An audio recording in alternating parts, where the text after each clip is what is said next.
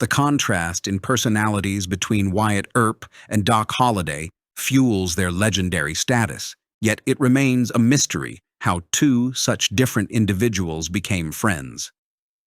The tale of Wyatt Earp and Doc Holliday's friendship is legendary, with neither man's story being complete without the other. Together they captivated the imaginations of storytellers during their lifetimes, forging a legend that made the gunfight at the OK Corral as iconic as the Battle of Gettysburg in popular culture. Their unwavering devotion to each other is even more striking given their differences. In the legend, Earp is depicted as a steadfast, clear-eyed lawman, tall, lean, and calm, earning the moniker Lion of Tombstone. He is seen as recognizing qualities in Doc that others overlook. In contrast, John Henry Doc Holliday is portrayed as a charming yet ruthless killer, battling tuberculosis, but still fiercely loyal to Wyatt. This dynamic contrast enhances their legend, but leaves the question of their friendship's origins unanswered. They met in Fort Griffin, Texas, during the winter of 1878, under unremarkable circumstances. Both were gamblers. One was gaining fame as a tough cowtown lawman, while the other was still honing his survival skills in the harsh environments he frequented. Wyatt fit the frontiersman image, tall and confident, while Doc, with his thin, frail appearance, persistent cough, and soft, southern drawl, seemed out of place despite his reputation for not shying away from trouble. Their meeting was brief, with only enough time for introductions before Wyatt moved on.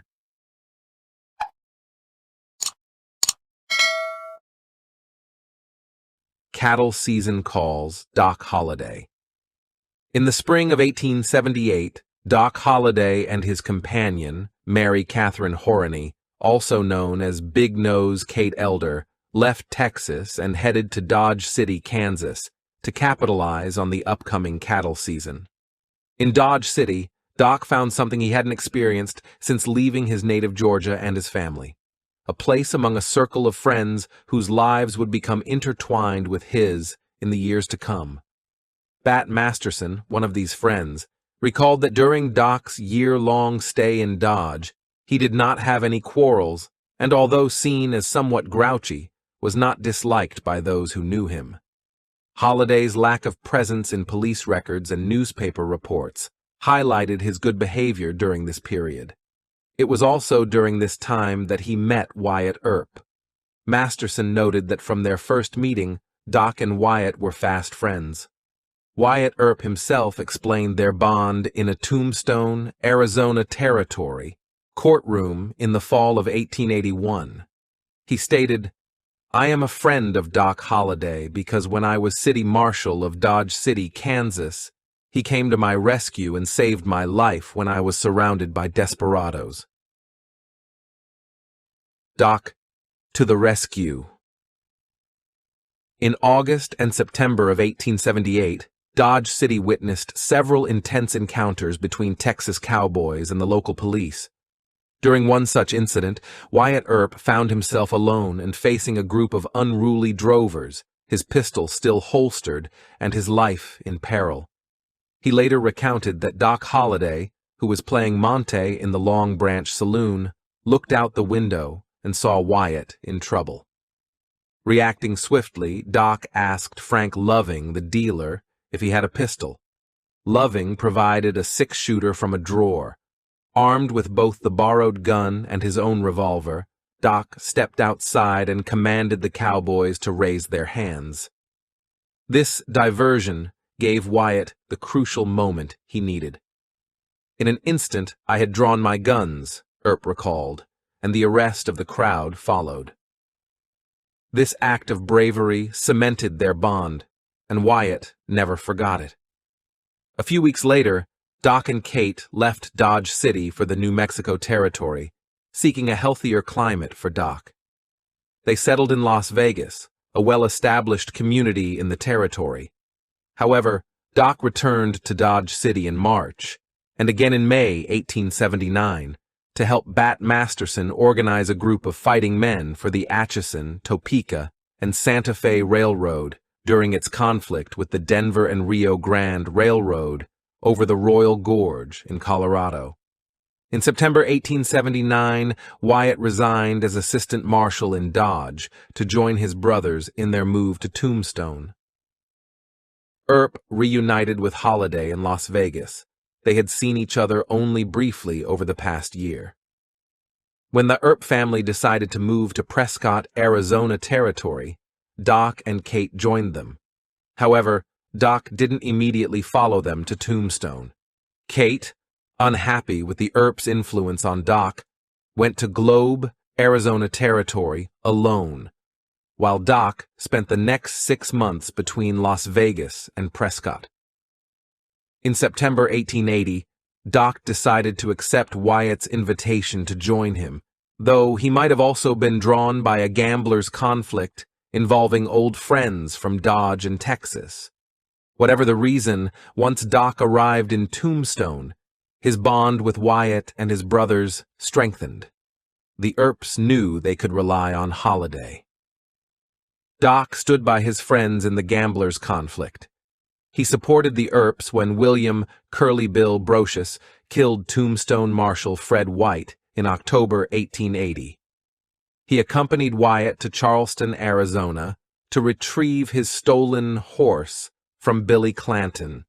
He also helped protect gambler Mike O'Rourke, also known as Johnny Behind the Deuce. Doc was prepared to ride with the posse that pursued the men who attempted to rob the Benson stage in March 1881. He was present during the Fremont Street fight, commonly but incorrectly known as the gunfight at the OK Corral against the Clantons and McClorys that October. He stood with the Earps during the tumultuous times that followed. When gunmen ambushed and crippled Virgil Earp in December, Doc supported Wyatt. In January 1882, Holliday confronted John Ringo outside the Oriental Saloon and would have fought him if not for law enforcement intervention. He rode as a posseman beside Wyatt, and when Morgan Earp was assassinated that March, he joined the relentless vendetta ride to track down the men Wyatt held responsible for the crime. Holliday's rep tarnishes Earp. Holliday proved his loyalty, but remained fiercely independent.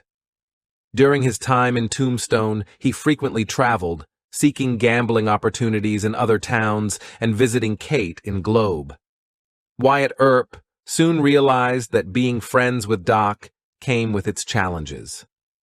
The same loyalty that endeared Doc to Wyatt proved costly when it involved another friend, Bill Leonard, one of the Benson stage robbers. This association made Holliday a suspect in the case and fueled rumors that the Earps were complicit in the robbery attempt. Accusations from Kate against Doc, along with the more direct testimony of Ike Clanton following the street fight, kept these rumors alive.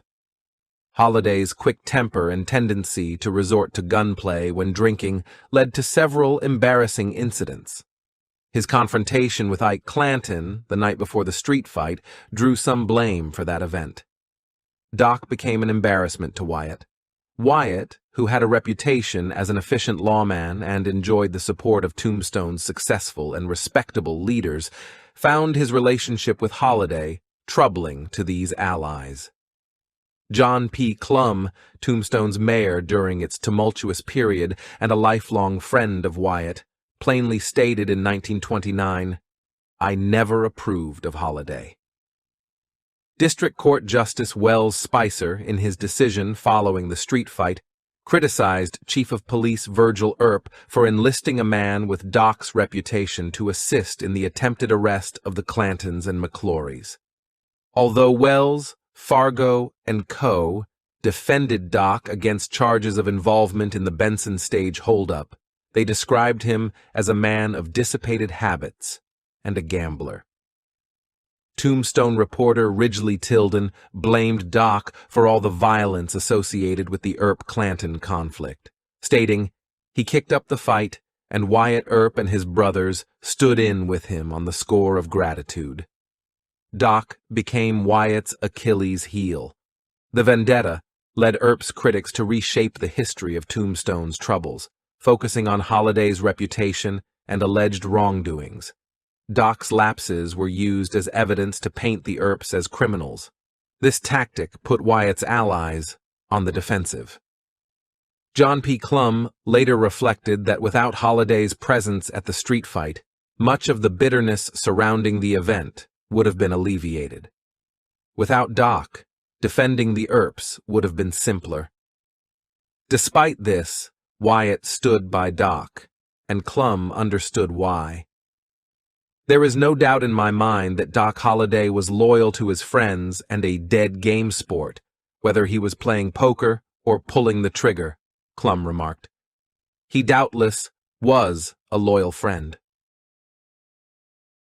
Wyatt Earp, Doc Holliday, go their own ways. However, Holliday's conduct eventually created friction. When the Earp posse departed Arizona territory, Wyatt and Doc had a falling out. According to the Albuquerque Evening Review on May 13, 1882, Doc became intoxicated and made indiscreet remarks that offended Wyatt, leading to the group's breakup. Doc and Dan Tipton left the posse and traveled to Colorado on their own. Doc downplayed the incident later, saying, "We had a little misunderstanding, but it didn't amount to much." After briefly reuniting in Trinidad, Colorado, where Bat Masterson served as marshal, Wyatt and a few others quietly moved to Gunnison to lay low and plan their next move. Doc chose a different path. On May 14, 1882, Holliday departed Pueblo for Denver in the company of acquaintances, including Masterson. His intention was to rest briefly before continuing to Idaho Territory's Wood River region, leaving behind the troubles in Arizona. However, before Doc could settle in Denver, he was unexpectedly arrested, sparking an extradition dispute over murder charges from Arizona. Masterson led efforts to defend Doc, supported by influential figures who worked to prevent his extradition. When asked if the Earps would assist him, Doc acknowledged their willingness, but noted they were also wanted and couldn't risk returning with him. Eventually, Doc was released and rejoined the Earps in Gunnison. Despite appearing composed and charming in Denver, he reverted to old habits in Gunnison. Policeman Judd Riley remembered, "Doc Holliday was the only one of the gang that seemed to drink much, and the minute he got hilarious, the others promptly took him in charge, and he just disappeared." His behavior strained his relationship further with Wyatt. By midsummer, they parted ways. Wyatt and Warren Earp headed to California to reunite with their family, while Doc left Gunnison for Pueblo to address legal issues stemming from the extradition attempt. He later moved on to Leadville. Holliday gained notoriety due to extensive media coverage during his arrest in Denver. Many journalists portrayed him as the leader of the Earp gang, enhancing his reputation as a notorious figure. These stories possibly helped Doc integrate into Leadville, similar to his earlier experiences in Dodge City. He engaged in local politics and earned recognition for his efforts in extinguishing a threatening fire in the town. Doc also found acceptance among members of the respectable community who enjoyed his company. Clearly, life continued for him after parting ways with Wyatt Earp. There may have been a reunion between Doc and Wyatt in 1883. Wyatt was working in Silverton, Colorado, when both Holliday and Bat Masterson coincidentally arrived, just before the Dodge City War. This conflict arose as former residents of Dodge City supported gambler Luke Short against local authorities. Doc featured prominently in the news coverage of these events. His real and rumored exploits were extensively detailed. Given Doc's past associations and his habit of supporting friends, it would have been unusual for him to miss such an event. By then, Doc's health was deteriorating, affecting his ability to play cards or handle firearms. He coped with his illness and circumstances through drinking, which occasionally led to minor brushes with the law. It was during this time that Doc realized some of his friends were only loyal when times were good, taking advantage of his misfortunes. In August 1884, Doc was involved in a shooting with Billy Allen, a former policeman and bartender. Allen survived, and Doc was acquitted in March 1885. The verdict was well received in Leadville, and Doc's health improved enough for him to move to other Colorado camps and eventually leave the state. However, the winter of 1886 was harsh on Doc, and Bat Masterson informed a newspaper reporter that Doc had contracted pneumonia, which he feared would be fatal. Wyatt, accompanied by Josephine Sarah Marcus as his wife, spent parts of 1884 and 1885 in Colorado, even managing a saloon for a period in Aspen. However, he made no apparent effort to seek out Doc during this time. Their final meeting occurred at a Denver hotel in 1886, as recounted by Josephine, known as Sadie, to Wyatt. She provided the only detailed account of their last farewell. The Earps noticed Doc approaching them in the lobby, looking thinner and more fragile than when they last saw him in Tombstone. Wyatt immediately rose to greet him, and they sat down nearby to talk. "When I heard you were in Denver," Doc told Wyatt, "I wanted to see you once more, for I can't last much longer. You can see that."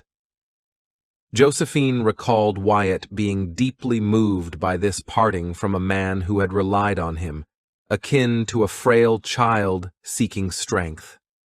Tears filled Wyatt's eyes as they bid farewell. Doc draped his arm over Wyatt's shoulder and said, "Goodbye, old friend.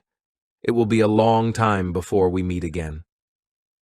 In August 1886, after Denver authorities arrested Doc for vagrancy, he returned to Leadville, where he still had friends. By May 1887, seeking relief from his ailments, he moved to Glenwood Springs, Colorado.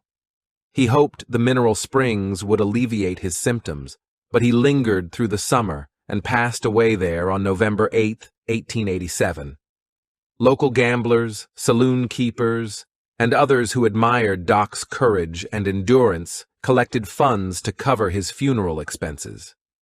The Leadville Evening Chronicle reported on November 10th that his friends in Leadville sent him a purse on Monday morning last by express, but ere it reached him, he had ended his eventful career here below. On the evening of his death, the paper noted, "There is scarcely one in the country who had acquired a greater notoriety than Doc Holliday, sick, who enjoyed the reputation of having been one of the most fearless men on the frontier, and whose devotion to his friends in the climax of the fiercest ordeal was inextinguishable. It was this, more than any other quality, that earned him the respect of a wide circle who were always ready to come to his aid at a moment's notice." The last years of Wyatt Earp and Doc Holliday. Doc's later years shed light on his friendship with Wyatt, dispelling the notion that Earp was his sole companion. While their bond was unique due to shared experiences, Doc had other friends who appreciated his virtues, tolerated his flaws, and admired his bravery in facing his terminal illness. Although both Holliday and Earp received considerable press attention, the Tombstone events were surprisingly not extensively revisited. Their friendship was accepted despite their differences, as they were seen as embodying qualities like courage, loyalty, and honor that set them apart as extraordinary figures. Doc did not leave behind interviews revealing much about his personal relationships or emotions.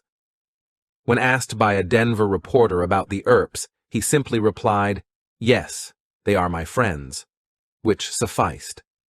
E.D. Cowan, who knew Doc in Denver and Leadville, described him as too sincere to speak freely and too genuine in his friendships to flaunt them.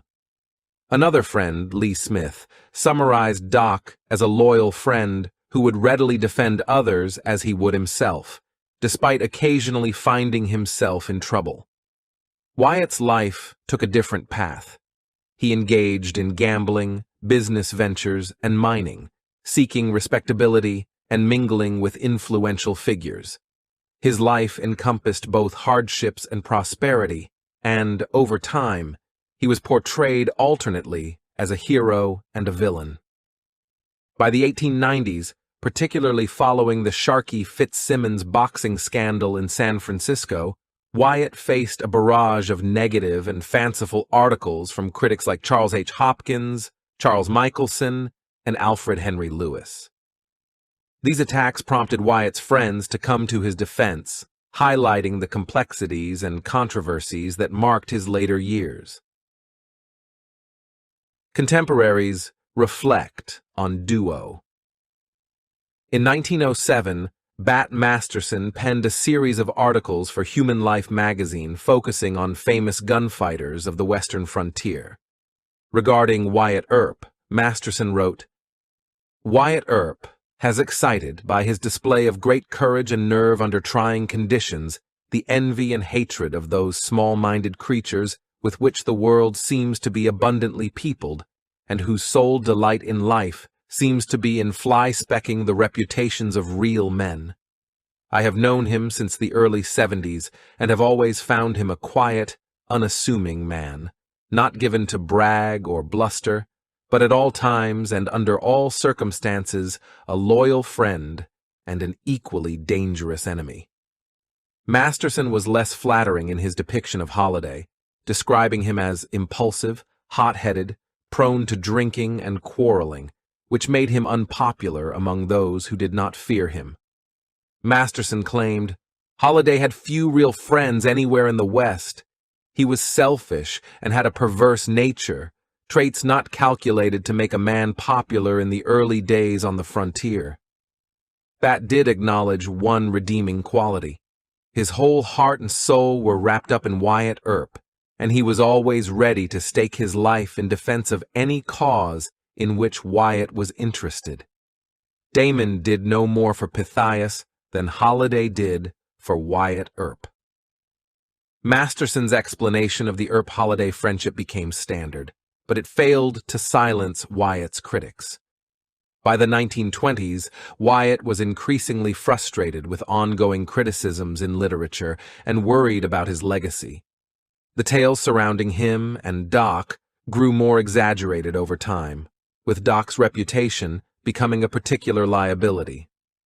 Wyatt's concerns were evident during his testimony at the Lotta Crabtree trial in 1925. When questioned about his relationship with Holliday, Wyatt lamented that his enemies used Doc's notorious reputation against him in various ways. "Whenever they would get a chance to shoot anything at me over Holliday's shoulders, they would do it," Wyatt recounted. "So they painted Holliday as a villain, a terrible villain, which was unjust. He was a man who would stand up and fight when necessary."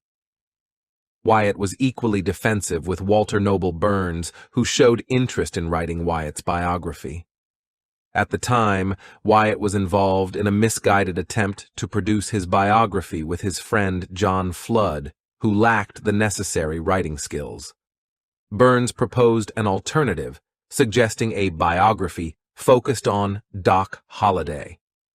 On March 15, 1927, Wyatt wrote to Burns, stating, "I will provide you with the information you ask for as best I can. I would prefer not to have my name mentioned too freely. I am becoming weary of it all, as so many falsehoods have been written about me." Wyatt denied Holliday's involvement in the attempted stagecoach robbery. "He never engaged in such criminal acts in his life," Wyatt asserted, but he acknowledged he was his own worst enemy. When Burns published Tombstone and Iliad of the Southwest later that year, Wyatt felt betrayed by what he perceived as Burns' portrayal. Burns, however, elegantly described the friendship between Wyatt and Doc. Between Wyatt Earp and Doc Holliday, as cold and deadly as they were, existed a friendship characterized by unwavering loyalty. Despite being one of the most feared men in Tombstone, Doc Holliday repeatedly risked his life for his friend, and only the circumstances of their confrontations prevented him from making the ultimate sacrifice for their friendship. And what Doc Holliday offered in friendship, Wyatt Earp reciprocated with an equally steadfast bond. Stuart N. Lake, who eventually succeeded Flood as Wyatt Earp's biographer, viewed the remarkable relationship between Wyatt and Doc with a sense of wonder and mystery. He attributed to Wyatt the quote, "In the old days, neither Doc nor I bothered to make explanations." Although this sentiment resonated with authenticity, Lake struggled with Holliday's role in Wyatt's life and actively sought to use Wyatt's affection for Doc as evidence of his noble and selfless character. Josephine Earp, who had long been critical of Doc dating back to their Tombstone days, expanded on this view in her unpublished memoirs. She wrote that Wyatt's loyalty to the cantankerous, tubercular Doc was rooted in gratitude, mingled with a sense of pity. Josephine suggested that Doc's enigmatic bond with Wyatt was more of a burden to Wyatt's reputation as a peace officer. However, she acknowledged that Doc had saved Wyatt's life in Dodge City, which left Wyatt deeply grateful. Josephine noted, "My husband has faced criticism, even from his friends, for associating with a man of such a dubious reputation as Doc Holliday's. But who, with any sense of gratitude, could have acted otherwise?" Moreover, Wyatt always maintained that most of the crimes attributed to Doc were mere fabrications. She emphasized Wyatt's deep sense of loyalty and gratitude, asserting that even if the entire world had turned against Doc, Wyatt would have stood by him solely out of appreciation for saving his life. Friendship, forged in loyalty. By this time, the focus had shifted from the nature of their friendship to the reputation of Wyatt Earp. Doc Holliday's character had become the standard by which Wyatt's own character was judged. While Wyatt's peers may have questioned his judgment in standing by Doc, and his friends may have seen the costs of their association, they understood why Wyatt had chosen to befriend him. Doc had once saved Wyatt's life, a debt of gratitude that knew no expiration date. Not even Doc's notorious reputation or occasional misbehavior could outweigh this debt. When they parted ways in Colorado in 1882, it wasn't because their friendship had ended. It was simply because Wyatt no longer required Doc's support. Doc recognized this without feeling slighted. Both men understood that if Wyatt ever needed him again, Doc would be there. It was his way. Throughout their turbulent lives, Doc had supported not only Wyatt in Dodge City and Tombstone, but also Bat Masterson during the Royal Gorge dispute. He stood by his Dodge City comrades during the tumultuous gamblers' conflict in Tombstone and aided in fighting a significant fire in Leadville, an impressive feat considering his health. In 1883, he even offered his services to Luke Short.